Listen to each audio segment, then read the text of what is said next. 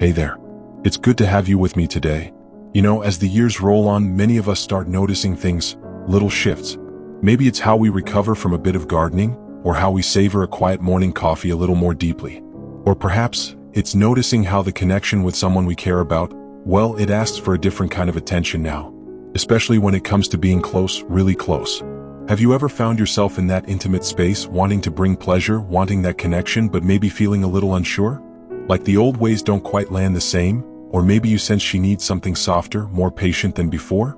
It's a common feeling, and honestly, it's a sign of something important. It's a sign of how deeply attuned we can become, even if it feels confusing at first. Because here's the beautiful truth. This stage of life isn't about losing something. It's about gaining a whole new depth. That need for tenderness, for patience, it's not a limitation, friend. It's an invitation. An invitation to connect on a level that's richer, more profound, and honestly more satisfying than ever before. It's about understanding that her body, like ours, tells a story now, a story of years lived, experiences cherished, maybe a few aches earned. And that story deserves reverence, not rush. Think about it like listening to a favorite piece of music you've heard 1,000 times. When you were younger, maybe you loved the big crescendos, the powerful notes. But now you might catch the subtle harmonies you never noticed before, the quiet spaces between the notes that hold so much meaning. That's the kind of listening we're talking about here. It's moving from performance to presence, from doing to being with. This shift, this move towards gentleness and patience, it's not just good for her. It's incredibly healing and grounding for us too. It calms that restless energy we might sometimes feel buzzing inside. You know the one, that energy that can sometimes lead us down familiar, maybe even unhelpful solo paths when we're feeling disconnected or stressed. Focusing on her needs, truly focusing with patience, actually helps settle that within ourselves. It channels our energy into connection, into giving, and that brings its own deep sense of peace and vitality. It strengthens us emotionally. It makes us feel more present, more capable, more like the grounded men we want to be. So, where do we even begin with this? It starts long before the bedroom door closes. It starts with cultivating a different kind of awareness throughout the day. It's about slowing down together. Maybe it's lingering over a meal without the TV on, truly talking. Or holding hands while watching the sunset, not needing to fill the silence, just feeling that connection. It's learning to read the quieter signals, the way she sighs, the slight tension in her shoulders, or the genuine relaxation in her smile. This daily tuning in builds a foundation of safety and trust. It tells her without words, I see you, I'm here.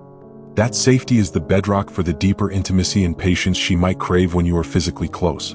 And when you are in that intimate space, the first practice, the most important one really, is simply to breathe together. Seriously. Just hold each other, skin to skin if you can, and synchronize your breathing. Slow, deep breaths in, and slow, even longer breaths out. Let the busy thoughts fade. Feel your chest rise and fall together. This isn't foreplay in the old sense. It's connection building. Grounds both of you. It signals to her nervous system and to yours that this is a safe space, a place for ease, not urgency.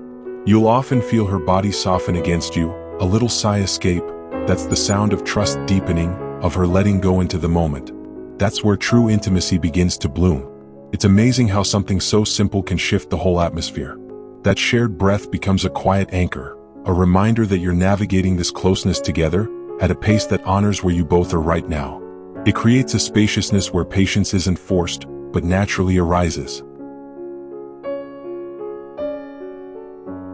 That shared breath, that simple act of being present together, it really does open a door, doesn't it? It's like stepping out of the noise and into a quiet room where you can truly hear each other. And in that quiet space, something beautiful becomes possible. Touch becomes a conversation. Not a demand, not a performance, but a genuine dialogue. This is where we move into exploring with our hands, our lips, our whole presence, but with a completely different intention. Forget everything you think you know about technique for a moment. Instead, think of it like this: you're learning to listen with your hands. Your touch isn't about what you think she should feel, or how quickly you can get somewhere. It's about discovering, moment by moment, how she actually feels right now. Start broadly, friend. Think warm, slow circles on her back, her shoulders, her arms. Not aiming for any particular zone, just reconnecting with the landscape of her body. Feel the texture of her skin, the warmth, the subtle shifts in muscle tension or relaxation beneath your fingertips. This isn't preamble, this is the intimacy. It's telling her wordlessly, I'm here with all of you. Notice how her breath changes, if she sinks deeper into the touch, if a little sigh escapes. That's her body speaking back to you. That's your guide. When the moment feels right, when that sense of safety and ease is palpable, you might naturally find your attention, your touch, gently moving towards more sensitive areas. But here's the golden rule, learned from countless wise couples navigating these years. Slow down even more than you think you need to. Imagine your touch is like a feather barely grazing the surface, or like warm honey flowing slowly. The goal isn't intensity, it's sensation. It's awakening the nerves gently, patiently, letting the response build from a soft ember, not trying to force a blaze. Think about the difference between turning on a bright overhead light versus slowly lighting a series of candles. One is jarring, the other creates a gradual, warm, inviting glow. That's the shift we're aiming for. Use the lightest pressure imaginable at first, fingertips barely touching, lips soft as a whisper. Circle slowly, so slowly it almost feels like you're not moving. Pay exquisite attention to her responses, not just sounds but the tiny movements. Does she press slightly towards you? Does she subtly shift away? Does her breath catch or deepen? This is the language you're learning to speak together now.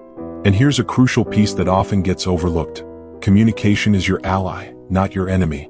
It doesn't have to be clinical or awkward. Simple phrases whispered in the moment are incredibly powerful. Is this touch okay? Slower? Lighter? More here? Even a soft, show me? Inviting her to guide your hand where she wants it, how she wants it. This isn't about instruction, it's about collaboration. It takes the pressure off you to know and makes it a shared journey of discovery. It tells her, your comfort, your pleasure is my priority. This kind of open, gentle communication builds incredible trust and deepens the connection profoundly. It also calms your own nervous system. No more guessing, just connecting. This patient, attentive approach has a ripple effect far beyond the bedroom, you know. When we learn to channel our energy and focus into truly attuning to our partner like this, it cultivates a profound sense of calm and control within ourselves. That restless energy, that internal pressure that sometimes seeks a quick, solitary outlet, finds a different channel. It gets transformed into the focused energy of presence, of giving, of deep connection. This act of patient loving becomes a practice in mindfulness, in harnessing our vitality for something deeply nourishing for both partners. It builds emotional resilience. You walk away feeling not drained, but grounded, connected, more whole. You feel like a man who understands the power of tenderness, and that's a deep, quiet strength.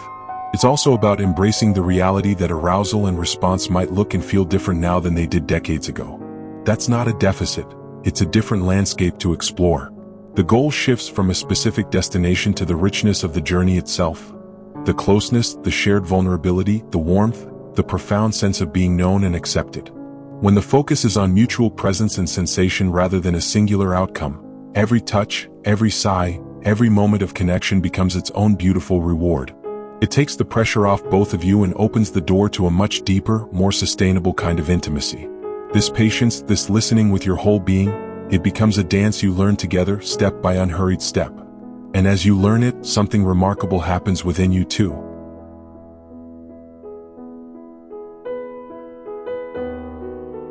That patience, that deep listening with your whole being, it truly does become a dance. And as you learn its steps, something remarkable settles within you. That urge for quick release, that restless energy that sometimes felt like it needed an outlet now, it begins to transform. It softens, becomes more like a steady current you can direct, rather than a wave threatening to crash. Focusing so completely on her experience, on the exquisite slowness and presence, becomes a powerful anchor for your own nervous system. It teaches you a different kind of control, not suppression but mindful channeling. You discover that the energy you might have spent alone is infinitely more fulfilling when invested in this deep, connected intimacy. It builds a quiet confidence that radiates outward, a sense of mastery rooted in tenderness, not force. You start feeling more grounded in your own skin, more at peace with your vitality, precisely because you're learning to express it in this profoundly connecting way. This journey, friend, it's about so much more than just technique. It's about embracing a whole new chapter of intimacy, one built on the bedrock of the years you've shared and the wisdom you've earned. It's understanding that her body and yours are changing, and that's perfectly natural, perfectly okay. Sensitivity shifts. Responses might be slower, subtler, or simply different. Arousal might not always follow the same predictable path it once did. But here's the beautiful truth: different doesn't mean less. It often means deeper, richer, more nuanced.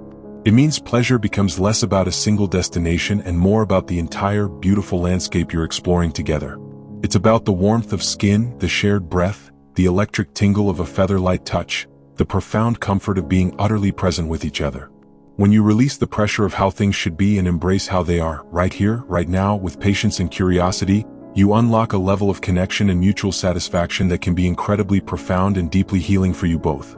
Think of it like tending a cherished, mature garden. You wouldn't rush in with harsh tools demanding instant blooms. You'd observe, you'd nurture, you'd understand the unique needs of each plant in each season. You'd water gently, provide shade when needed, appreciate the quiet beauty of strong roots and sturdy stems just as much as the vibrant flowers. Your loving attention, your patience, is what allows the garden, and your connection, to flourish in its own perfect way. It's about creating an environment where both of you feel safe, seen, and deeply valued, exactly as you are today. So, as we wrap up, I want you to hold on to this. Improvement, deeper connection, more fulfilling intimacy, it's absolutely possible right now at this stage of your life. It doesn't require turning back the clock. It asks only for your presence, your patience, and your willingness to listen to her and to your own evolving self. Start small. Breathe together. Slow your touch. Listen with your hands and your heart. Ask simple questions. Celebrate the small moments of connection, the sighs of relief, the shared warmth. This isn't a race, it's a lifelong practice of loving attentiveness. And every single step you take in this direction nourishes not just your relationship, but your own sense of peace, purpose, and vitality. It reminds you of the incredible capacity for tenderness and strength you carry within you. If this resonates, if you felt these shifts or are curious about starting this journey, I'd love to hear from you down in the comments. What's one small way you've found to connect more gently or patiently? Or what question does this bring up for you? Your experiences and insights are valuable. Share them if you feel comfortable. And if you found this helpful, a like really helps this channel reach others who might benefit. And subscribing means you won't miss our future conversations about living well, loving well, and thriving with strength and purpose after 55.